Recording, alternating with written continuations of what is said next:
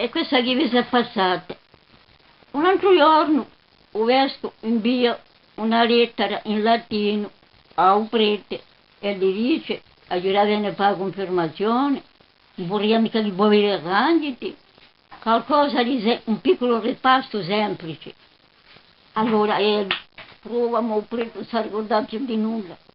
Non era buono che dare lezione a un nipote. Era in latino? La lettera era in latino, non si ricordava più, la sapeva più lì. Allora dice a un nipote, dice, Non si ricordava, non aveva mai più. dice, avevano voltato tutto. Un latino di questa era io non so più lì. A me che mi dissero un latino rinalzo, che era uno dei più forti. Lei che mi detto poi. Un nipote che aveva fatto il miracolo in un anno, legge la lettera, ma le orecchie ritraverse. Il vescovo dice che da viene per fare confermazione a tutti i siti del paese e anche ai Maiocco sono mica stati già confermati.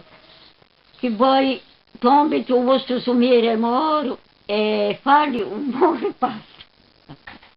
Allora il prete dice, dice innanzi ai veschi, dice vogliono gli ali e i mangiafini.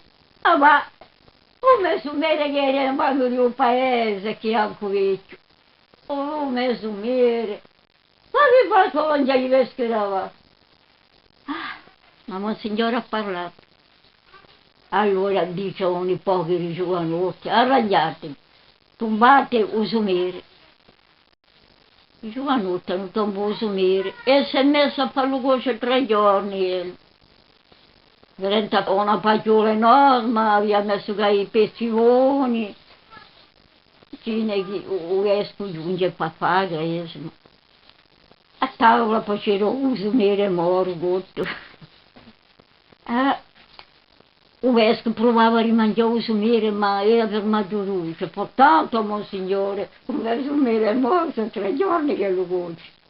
3 giorni che lo conci usumere è oro, il vescovo aveva per politezza, a che è alzato come li sono i vescovi.